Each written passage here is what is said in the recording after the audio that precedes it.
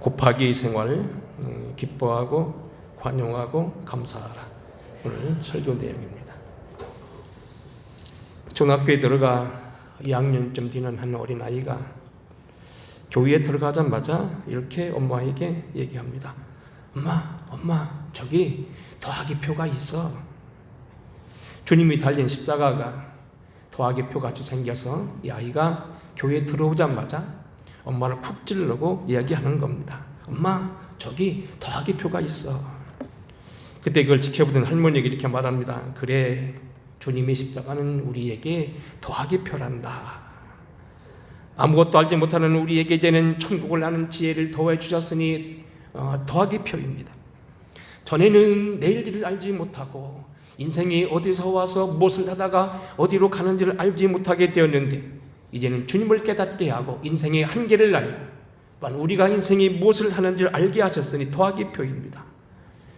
전에는 천국이 있는지 지옥이 있는지 알았어도 그걸 일껏 부인하여 모든 걸 자기 마음대로 살았는데 이제는 그 존재를 깨닫고 그에 맞는 삶을 살아가게 됩니다. 전에는 하나님을 예배하지 못하고 감사하지 못하고 영광 돌리지 못하고 우상이 주장하는 대로 살았는데 이제는 하나님을 예배하고 영광을 돌리고 찬양하게 되었으니 더하기표입니다. 더하기는 옛날엔 혼돈이요 깜깜한 어둠이요 불순종이요 저주와 오늘 여기 죄악의 삶, 질병과 오늘 여기 연병의 삶이었는데 이제는 천국을 알고 축복을 더하게 주시다.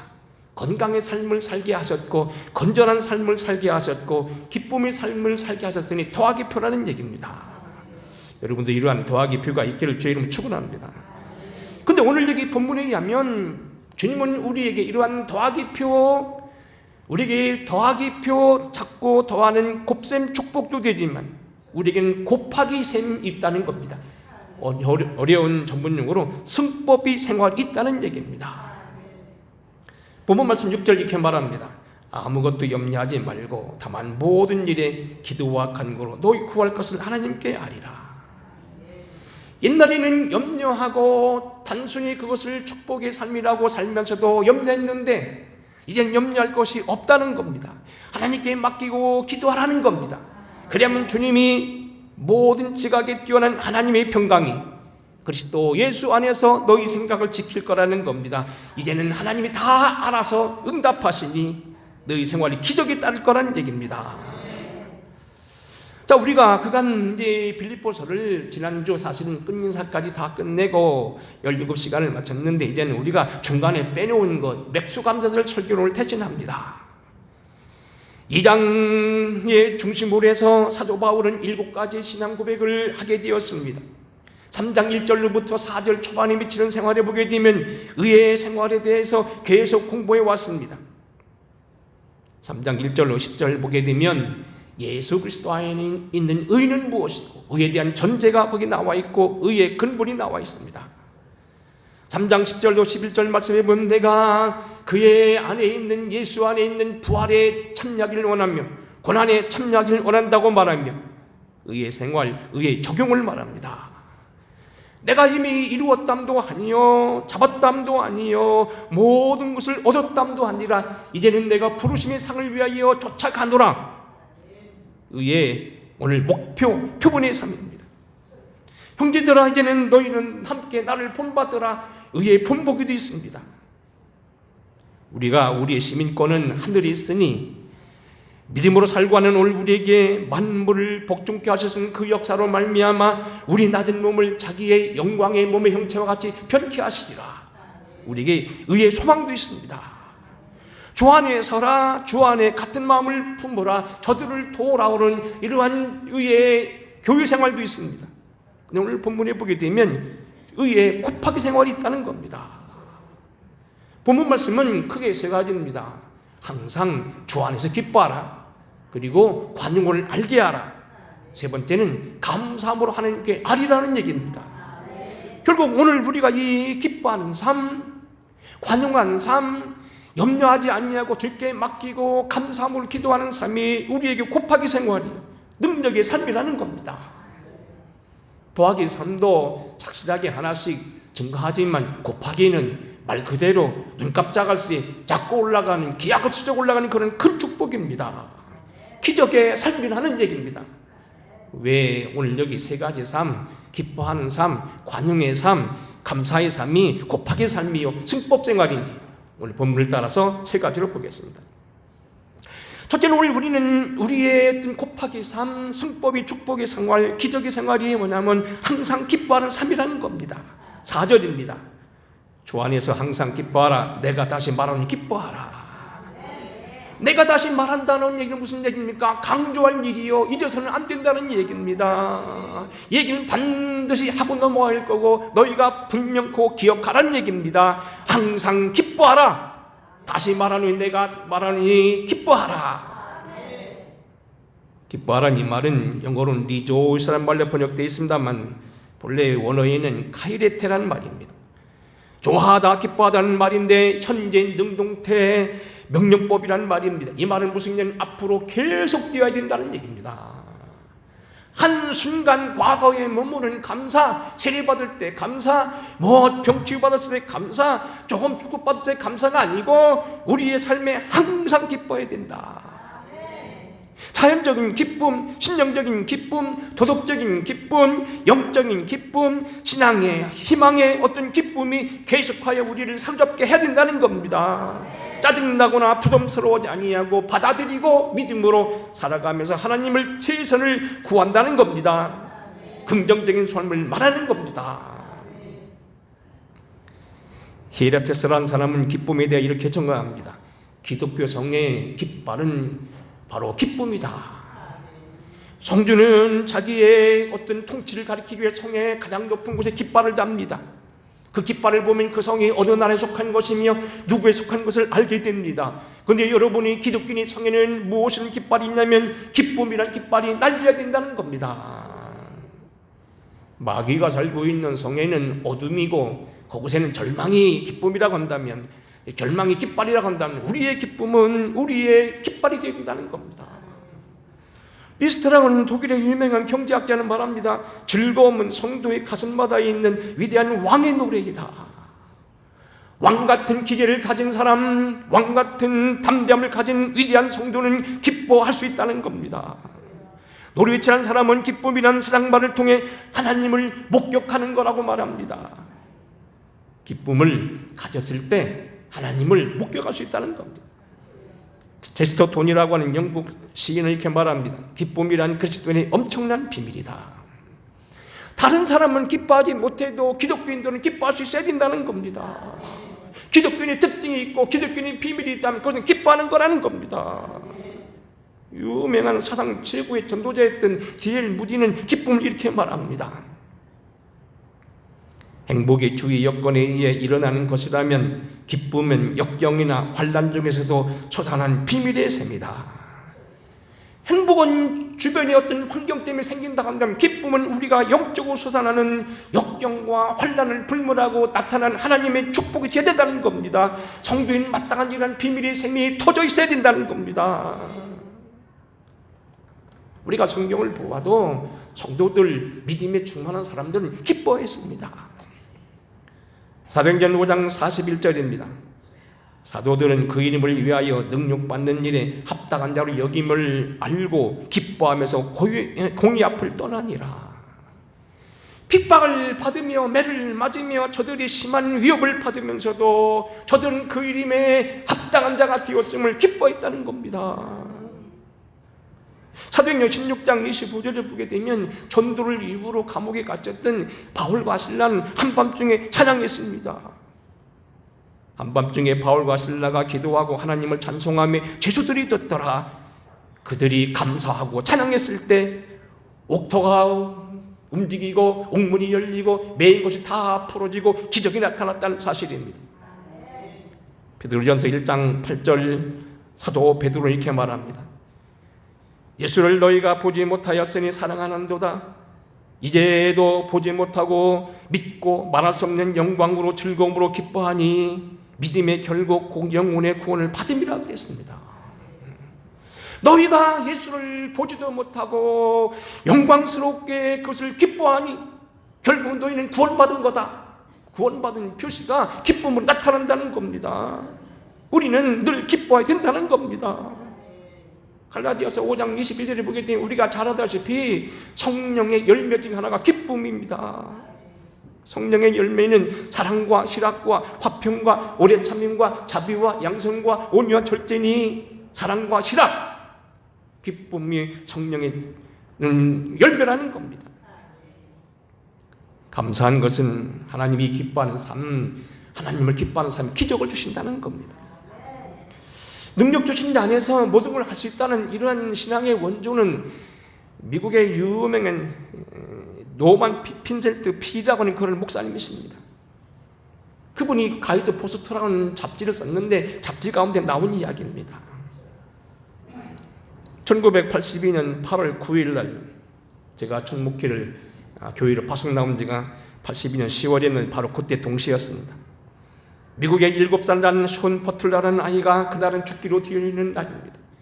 이 아이의 뇌 속에 종양이 생겨서, 다시 말하면 뇌암이 생기게 되어서 그를 죽게 되어서 숨쉬기 불가능하니까 이에게 코에다가 인공호흡을 끼고 생명을 유지해 왔고 강제로 영양을 투입해 왔었는데 더 이상 숨도 쉬지 못하는 그에게 괴로움만 주는 것 같아 결국 그날이 그를 빼기로 작정했다는 날입니다.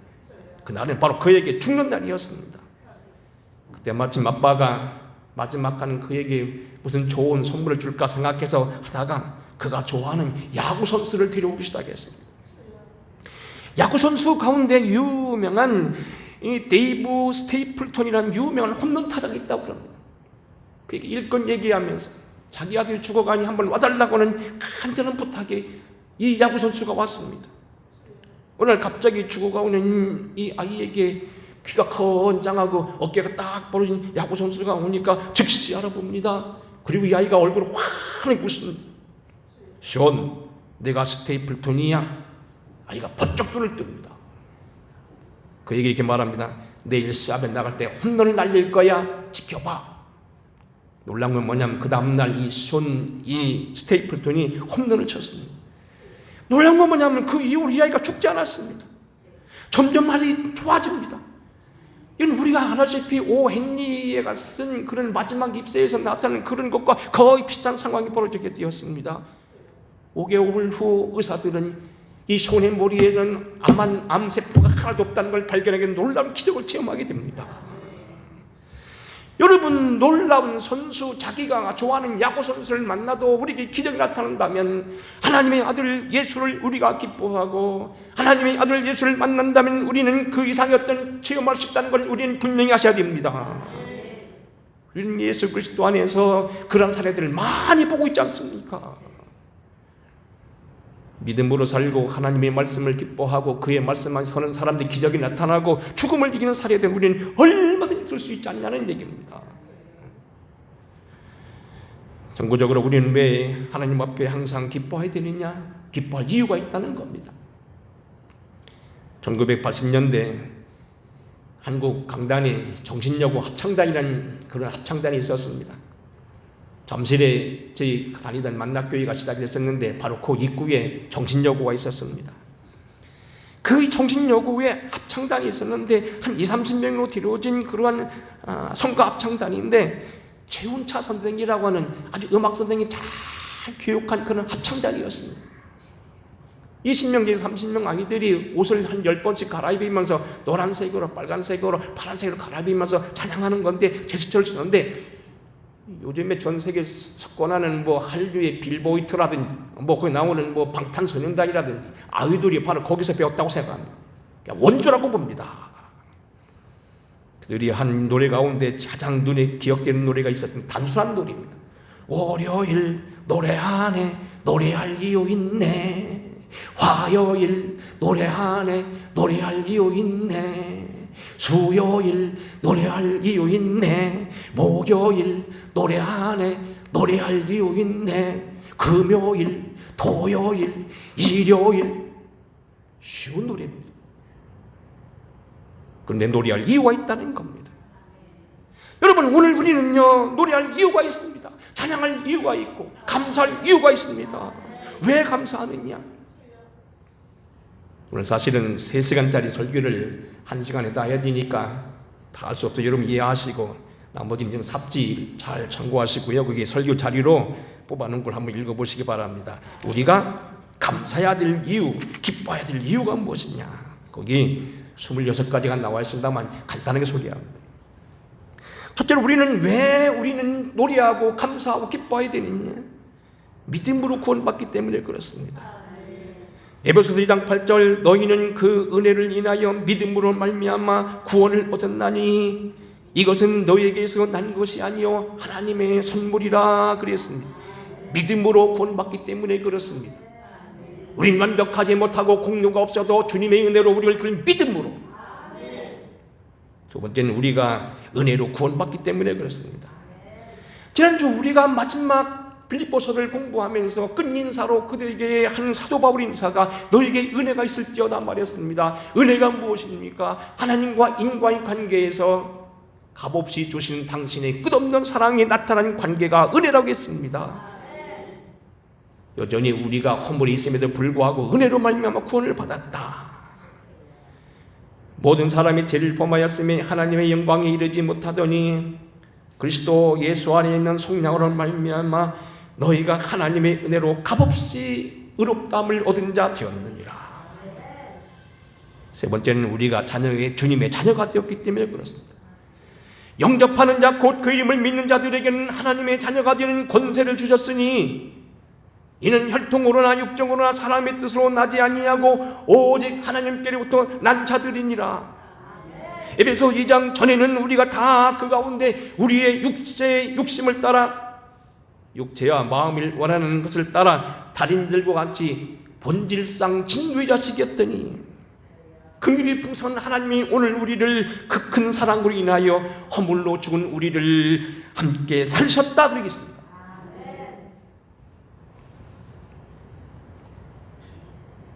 우리가 전능하신 하나님의 보호 속에 들어가기 때문에 그렇습니다.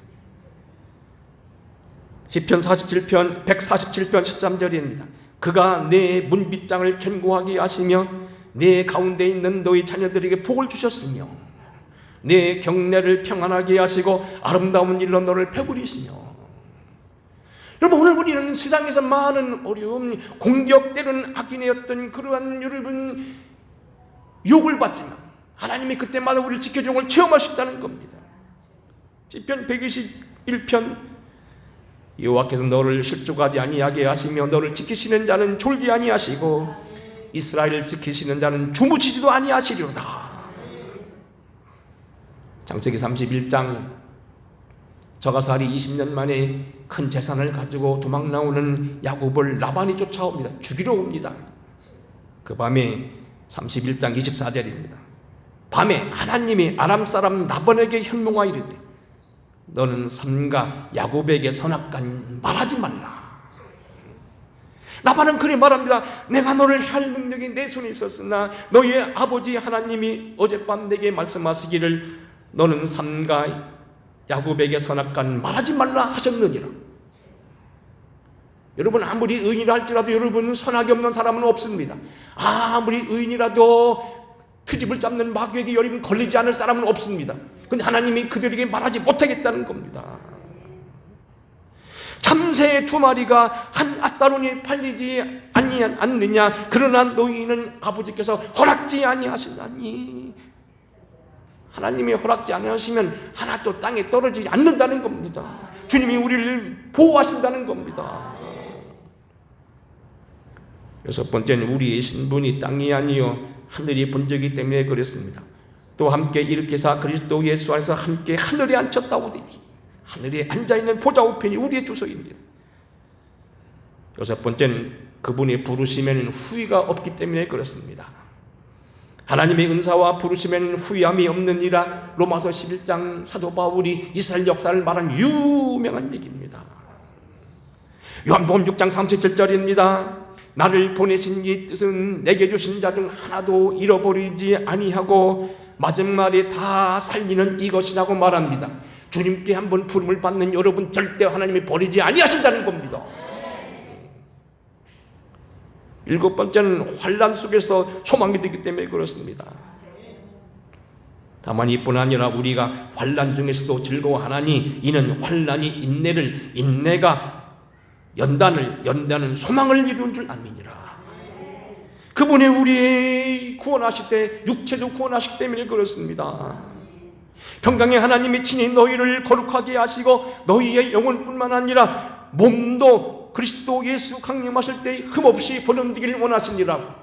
여러분 건강도 지키십니다. 날마다 새 힘을 주시기 때문에 그렇습니다. 피곤한 자에게는 능력을 주시며 무능한 자에게 힘을 더하시나니 소년이라도 피곤하며 곤비하며 장정이라도 자빠지되. 오늘 주무시는 분이 한 2분 계신 것 같은데 비가 오면 주무시는 겁니까? 눈을 뜨시고 쳐다보시기 바랍니다. 죽게 힘을 얻고 그 마음에 시온의 대류가 있는 자에게 복이 있나니 그들이 힘을 얻고 더더 나아가 시온에서 하나님 앞에 각기 나타나리이다. 우리는 하나님을 믿을 뿐만 아니라 힘을 얻는 자입니다. 10번째 때마다 일마다 우리를 도우시기 때문에 그렇습니다. 합력하여 선을 이루기 때문에 그렇습니다. 우리는 우리를 빼앗을 자 없는 이김을 주시기 때문에 그랬습니다. 교회사 성령을 주시기 때문에 그랬습니다. 14번째는 작지만 작은 구원받는 우리를 기뻐하시기 때문에 그렇습니다. 적은 무리여 무서워하지 말라. 너희 아버지는 그 나라를 너희 주시길 기뻐하시느니라. 15번째 환난 가운데 이기게 하시고 또 이기게 하시니 그렇습니다. 세상에서 너희가 환난을 당하나 담대하라. 내가 세상을 이기었노라. 주님이 목자가 되시고 우리에게 생명을 주실 때 더 풍성하게 하시기 원하십니다. 요한복음 10장 10절입니다. 내가 온 것은 양으로 생명을 얻게 하고 더 풍성케 하려 한다. 17번째는 세상 끝날까지 함께 하시기 때문에 그렇습니다. 18번째는 우리를 친구 삼으시니까 그렇습니다. 이제부터는 너희를 종이라 하지 아니냐고 친구라 하리니. 본문 여름 다 나눠드린 곡이 다 있으니 꼭 찾아보시기 바랍니다. 지금 시간을 막 넘어가는 겁니다. 열매 맺게 하시니 감사합니다. 기도 응답 주시니까 감사합니다. 우리의 기도를 지금도 대언하고 계시고 우리 연약함을 도우십니다. 그러므로 자기를 힘입어 하나님께 나아가는 자들을 위하여 온전히 구원하실 수 있으니 이는 그가 항상 살아계셔서 그들을 위하여 간구하심이니라. 누가 만일 범죄하여도 아버지 앞에서 우리에게 대언자가 있으니 곧 의로우신 예수 그리스도라. 우리를 위해 죄를 변명해 주시고 변호사가 된다는 겁니다. 지난주에도 어떤 목사님이 억울하게 이런 일을 당하면서 저한테 문의 와서 제가 그랬습니다. 변호사를 사야 됩니다. 저쪽은 변호사를 걸지 않습니까? 변호사 없이는 집니다. 여러분 변호사 없이는요 거기 아무리 잘해도요 당합니다. 변호사가 중요합니다. 주님이 우리 변호사 대언자가 되신다는 겁니다. 인생 내나 기쁨을 주시기 때문에 그렇습니다. 때를 따라 돕는 은혜를 주십니다. 우리 약함을 아십니다. 불쌍히 여기십니다. 아비가 자식을 긍휼히 여김같이 여호와께서 우리의 체질을 아시고 우리가 다만 먼지뿐을 아시고 우리를 도우신다는 겁니다. 예배하게 하시니 감사하고 악한 영을 이기게 하시고 너희는 하나님께 복종할지어다. 나아가 마귀를 대적하라. 그리하면 너희를 피하리라고. 마귀를 무서워하지 않게 대적해야 된다는 겁니다. 근본적으로 우리 이름이 하늘나라에 있기 때문에 기뻐합니다. 내가 너에게 뱀과 전갈을 밟으며 원수의 모든 제어할 능력을 주셨느니 너희를 더 이상 해할 자가 없을 것이다. 그러나 귀신들이 너희에게 복종하는 것을 기뻐하지 말고 너희 이름이 하늘에 기록된 것을 기뻐하라. 근본적인 기쁨은 우리가 이름이 하늘나라에 기뻐하는 것입니다.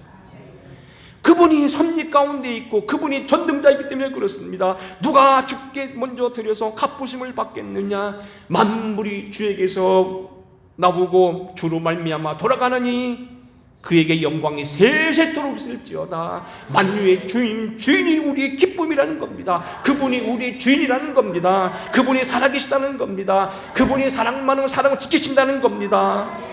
그래서 우리는 기뻐해야 된다는 겁니다. 제가 막 달려왔습니다만 26개 잘 정리한 거 이제 뭐 본문이 다 있습니다만 넘어갔습니다만 집에서 꼭 보시기 바랍니다. 곱하기 생활 즐거워하고 기뻐하는 겁니다. 두 번째는 오늘 우리 성도의 곱하기 생활, 기적의 삶은 관용의 삶입니다. 관용이라고 하는 건 여러분 잘 아는 얘기입니다. 원어로 토 에피케이스라는 말인데, 손해나 역경을 당해도 동요하지 않는 영적 평안을 유지하는 것이 인내를 관용이라고 말합니다. 칼빈의 해석입니다. 켄트라고 하자는 말합니다. 자기네 당연한 권리를 포기하고 다른 사람을 향하여 너그럽게 대하는 것이라는 겁니다. 분명히 그 사람이 잘못했고, 그 사람이 분명히 내게 섭섭하게 했고, 그 사람은 내게 여러 가지 불의를 행했어도 그를 용서하고 관대하게 하는 것, 관용입니다. 관용은 너그럽게 받아주는 거고요, 불쌍히 여기는 것이고, 용서하는 것이고, 그 사람이 기회를 주는 것입니다. 그 사람에게 예수를 나눠주는 것입니다. 특별히 이 관용이라는 것은 큰 자가 할 수 있습니다. 여러분, 아브라함 같은 경우는요, 하나님의 능력을 힘입었기 때문에 소돔 왕 앞에서 땀대 있습니다. 사람들에게 비리 걸지 않았습니다. 창세기 26장에 보게 되면 100배나 축복받았던 이삭은 자기를 괴롭히는 아비멜렉과 그의 장관 아우스 앞에서도 그를 축복할 수 있었습니다. 관용했다는 얘기입니다. 왜 우리가 관용해야 되냐는 것 일일이 설명할 시간이 없습니다. 주님이 관용하셨습니다. 큰 자의 몫이기 때문에 그렇습니다. 깨어진 공동체를 유지하고 치유하는 것도 여러분 관용입니다. 바라건대는 우리가 좀 더 관용했더라면 좋았을 것 같은 생각이 들어갑니다. 관용은 하나님의 영광을 드러냅니다. 관용은 하나님의 아들이 일컬음을 받습니다. 화평케 하는 자는 복이 있나니 저가 하나님의 아들이라 일컬음을 받을 것이다. 특별히 일상적으로 관용한 사람이 기적이 따르게 됩니다. 마태복음 5장 7절, 우리는 긍휼히 여기는 자가 복이 있나니 저가 긍휼히 여김을 받을 것이라. 다윗은 그는 사울이 대하여 때는 긍휼히 베풀었는데 그가 나중에 많은 죽을 고비에서 큰 범죄에서도 하나님이 그를 긍휼히 여겼던 걸 우리는 압니다. 정말로 사도 바울은 우리가 볼 때 사울왕에 비해서는요, 이연령 비연령입니다. 여러분, 정치적으로 많이 보지 않습니까? 미워하면요, 잘하는 사람들 다 미웠고요, 다 올가눌 수 있지만 자기 편의 사람은 다 봐주는 게 이연령 비연령입니다. 좋은 단어는 아닙니다. 때로는 하나님이 이연령 비연령 하십니다. 사울에 대해서는 엄격합니다. 때로는 지나칠 정도 사울에 대해서는 엄격하셨습니다. 그런데 때로는 죽을 띠를 지었던 다윗에 대해서는 상당히 관용하십니다. 하나님의 이연령 비연령이라고 제가 그렇게 이름을 붙여봤습니다. 그런데요, 다윗은 어떡합니까? 본래 그가 관용의 삶을 베풀어 왔다는 겁니다. 특별히 여기 본문 말씀에 보게 되면 모든 사람을 향하여 관용하라 하고 주께서 가까우시다는 말이 붙였는데, 주께서 가까우시다는 말씀을 잘 해석해야 됩니다. 이 말은 무슨 얘기입니까?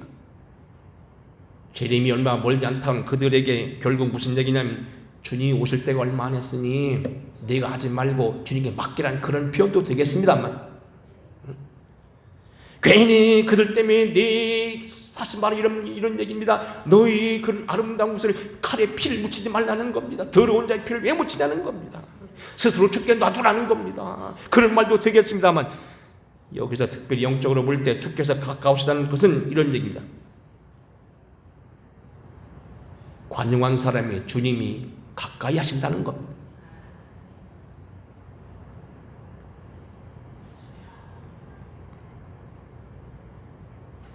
너희는 스스로 조심하라.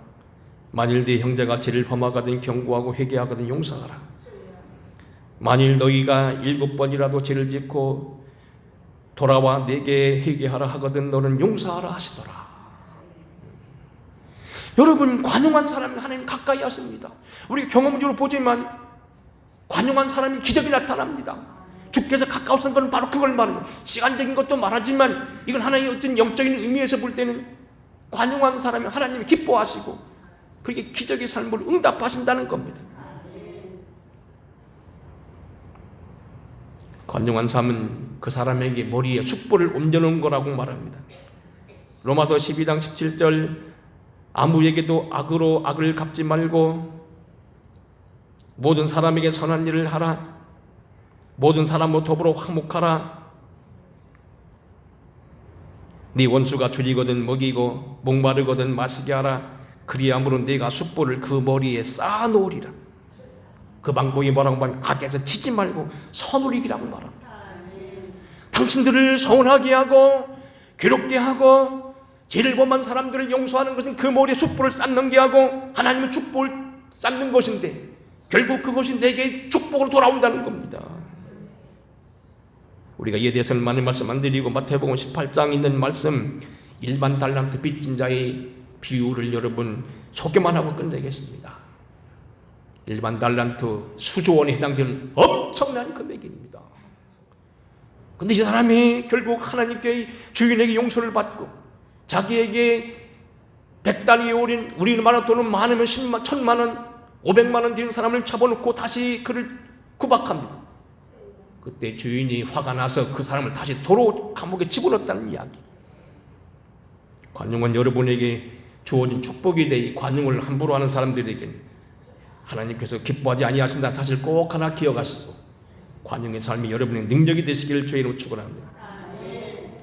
끝으로 서둘러 마칩니다. 곱하기 삶은 감사함으로 기도하는 겁니다. 다시 한번 읽어보겠습니다. 6절 7절입니다.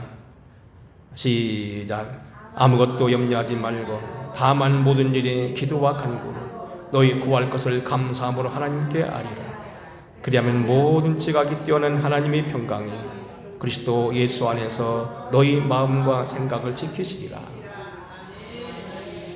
사실 저는 이 설교를 상당히 좀 비중 있게 준비한 여러분들은 그렇게 듣지 않는 것 같고 몇 번은 지금 보니까 자꾸 주무시려고 하는 것 같고 사실 마귀도 별로 좋아하지 않는 것 같아요. 여러분 잘 들으시기 바랍니다. 여기 보면 사실 이게 참 이게 보면 아무것도 염려하지 말라. 저는 대학교 때 예수를 믿어가면서 이 성경을 읽어가면서 참 여러 번 생각해 봤습니다.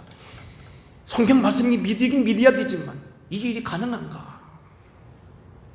사실 목회를 하면서도 불평한 일 많았습니다. 맨날 감사할 일만 있었던 거 아닙니다. 때로는 목회를 그만둬야 하는 그러한 위기에 몰리기도 하고 스스로 그만두고 싶었던 때도 몇 번 있었습니다. 그런데 염려하지 않는다고요? 목사는 여러분에게 때로는 이상한 말 한마디 하면 쫓겨날 수도 있는 늘 그런 위험한 위치에 서 있는 것들 제가 잘 압니다. 알고 보니까 우리 목사 나쁘다고 말. 근데 염려하지 말라고요? 정리해 보겠습니다. 지난주 수요일 우리가 조용기 목사님 설교 가운데 나타난 이브라임 목사, 인도네시아 목사를 여러분 한번 소개했던 기억이 기억납니다.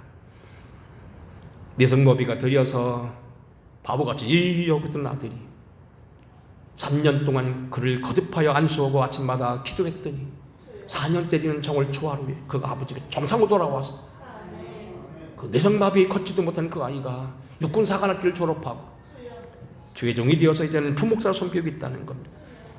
2만 명이 들어간 2만 5천 명이 들어간 큰 예배당. 여의도 순복음교회가 1만 5천 명 들어간답니다. 거기보다는 1만 명 더 들어간 2만 5천 명 모이는 교회를 세웠다는 겁니다. 감사로 구하면 기적이 나타난다는 겁니다. 곱하기 삶이 바로 그것입니다. 다니엘서 6장 다니엘이 이 조소의 왕의 토장이 찍힌 것을 알고도 자기 집에 돌아가서는 윗방에 올라가 예루살렘을 향한 창문을 열고 전에 하던 대로 하루에 3번씩 무릎을 꿇고 기도하며 그의 하나님께 감사하였더라. 기도하며 그의 하나님께 감사했더라. 사자굴 속에 던져진 다니엘은 사자들이 양처럼 순종하여 그를 오히려 따랐던 것을 우리는 기억합니다. 사도행전 16장 25절 오늘 아침 새벽에 공부한 말씀입니다. 한밤중에 바울과 실라가 기도하니 하나님을 찬송하며 지수들이 듣더라. 이에 갑자기 큰 지진이 나고 옥토가 움직이며 문이 곧다 열리며 모든 사람이 메인 것이 다 벗어지더라. 감사하는 곳이 이적이 나타납니다. 사무엘하 24장 맨 사무엘하 마지막 장에 보게 되면 다윗 왕이 좀 넘치는 마음을 가지고 교만해서 전쟁을 준비하기 위해서 하다가 하나님 앞에 매를 맞게 됩니다. 3가지 죄를 택합니다. 결국 그는 원역을 택합니다. 요즘 말하면 코로나입니다. 근데 그가 결국 어떡합니까? 아라우나의 타작마당에 가서 감사제사했을 때 하나님이 칼을 꽂으시고, 칼을 칼집에 꽂으시고 진도를 멈추고 역병이 그쳤겠다는 겁니다. 요나서 2장에 보게 된 건 놀라운 소식이 나옵니다. 불순종함으로 다시스로 도망가던 요나입니다. 그는 뱃속에서 회개합니다. 근데 그의 기도 나중에 감사 기도로 바뀝니다. 2장 8절입니다.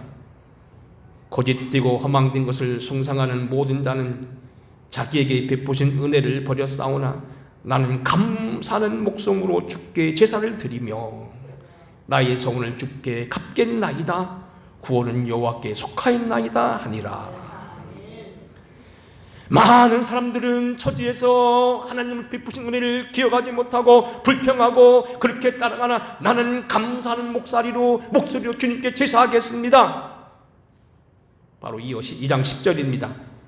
여호와께서 그 물고기에게 말씀하시매 요나를 육지에 토하니라고 했습니다. 요나가 고래 뱃속에서 그가 회개하되 그의 기도가 결국은 감사에 이르렀을 때 물고기는 그를 토했다는 겁니다. 감사의 기적이 따른다는 겁니다. 죽은 지 나흘이나 되어 냄새나는 나사로를 살리는 장면, 유대인 무덤은 굴로 되어 있습니다. 부잣집 무덤은 굴로 되어 있고 선반 위에 매져 있습니다. 거기다 시체를 장례합니다. 땅에 묻지 않습니다. 우리나라처럼 목각분이라 해가지고 거기다 이렇게 돌을 놓고 덮는 게 아닙니다. 근데 그때 기도도 감사 기도입니다. 요한복음 11장 41절입니다. 돌을 옮겨 놓으니 예수께서 눈을 들어 우러러보시고 이르시되 아버지여 내 말 들으시는 것을 감사하나이다. 울며 기도하지 않았습니다. 소리치지 않았습니다. 감사함을 기도합니다. 눈을 들어 우러러보시고 이르시되 아버지여 내 말 들으시는 걸 감사합니다. 분명히 감사 소리가 들어갑니다.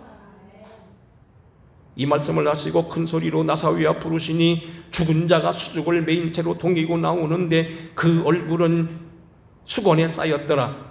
예수께서 이르시되 풀어놓아 다니게 하라 하시니라. 염려는 불신을 낳고 불신은 하나님을 멀리할 따름입니다. 우리는 주님 앞에 감사로 기도해야 됩니다. 우리가 영적으로 보게 되면 유급할 때 하는 기도는 많이 있습니다. 소위 비상기도입니다. 비상기도는 부르짖는 기도, 통성기도도 있고요. 여러분 잘 알고 있는 집단기도, 합심기도도 있고요. 작정기도도 있고요. 금식기도도 있고요. 철학기도도 있고요. 또 성경에 보게 되면 거수권 기도라는 게 있습니다. 이 거수권은 발언권, 참여권, 송사권이 있다는데 무서운 기도라고 합니다. 억울한 사람이 손을 번쩍 들고 기도하면 그 억울한 곳이 해결된다고 하는 얘기고요. 손을 들고 기도할 때 홍해도 갈라지는 무서운 기도입니다. 베드로서에 보게 되면 베드로가 성도들에게 막 거룩한 남자는 손을 들고 기도하라. 바울이 그랬습니다. 그런데 가장 중요한 기도는 그 기도보다 중요한 감사의 기도라는 겁니다. 아무것도 염려하지 말고 다만 모든 일에 기도와 간구로 너희 구할 것을 하나님께 감사함으로 하리라. 그리하면 모든 지각에 뛰어난 하나님이 너희 마음과 생각을 지키시리라. 환난 날에 나를 부르라. 내가 너를 건지리니 내가 나를 영화롭게 하리라. 환난 날에 내가 여호와께 부르짖으려니 주께서 내게 응답하시리이다. 여호와는 선하시며 환난 날에 산성이시라. 그는 자기에게 피하는 자들을 아시느니라. 믿음의 생활, 도학의 생활인데, 십자가의 생활인데 이후에 우리에게는 기적의 삶이 주어져 있습니다. 여러분, 때로는 우리가 맨날 물론 기적의 삶, 고팍의 삶을 살 수 없지만 차근차근 한다는 것도 중요하지만 때로는 우리가 기적이 필요할 때가 있습니다. 하나님 여러분을 기적적으로 축복하신다고 여러분 부인할 이유는 없습니다. 때로는 기적의 삶이 필요합니다. 특별히 험악한 세상을 살아가고 있는 오늘 우리, 코로나와 같은 이런 계절이 있고 미세먼지가 있고 우리 생명을 단축시키고 우리를 공격하는 이런 일이 많은 것, 요즘 신문을 보니까 나라 일도 기적이 필요하더라고요. 억지 쓰는 사람이 장땡이고요. 법이 남고 교회만 남았다는 겁니다. 무너졌습니다. 무슨 녹질을 부리더라도 누가 필요한 때입니다. 곱하기 생활입니다.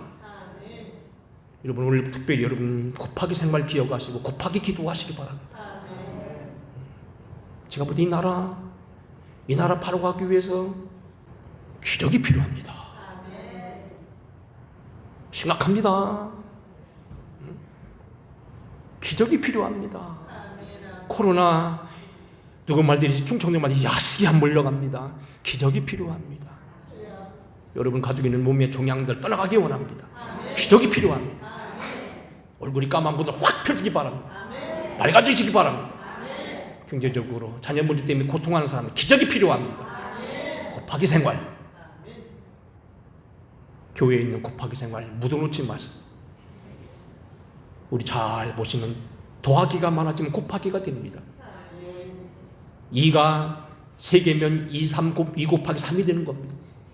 5개가 10개가 되면 5 곱하기 10이 되는 겁니다. 곱하기가 많으면 기도가 쌓이면 기적이 됩니다. 기적의 삶 체험한 여러분 되길 바랍니다. 사도 바울은 우리 의의 생활 곱하기가 있다고 말합니다. 항상 기뻐하라.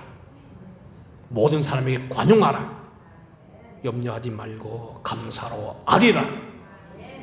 이 곱하기 생미 저와 여러분과 이 교회와 이 나라 이 민족에 임하게 되기를 주의 이름으로 축원합니다.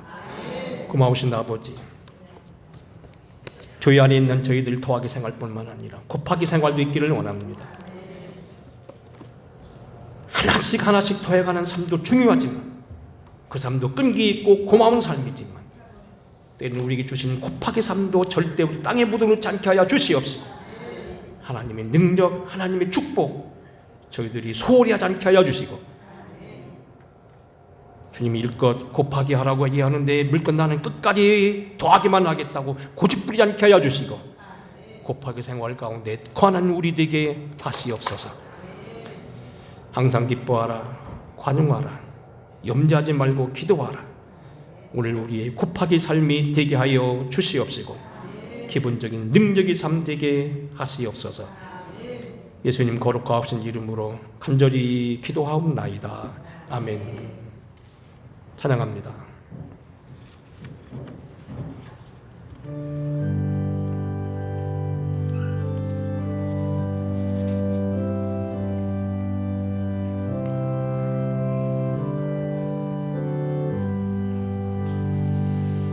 주 안에 있는 나에게 딴 근심 있으랴.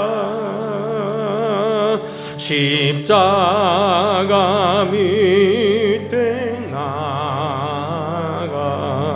내 짐을 풀었네. 주님을 찬송하면서 할렐루야 할렐루야. 내 앞길 멀고험에도 나 주님만 따라가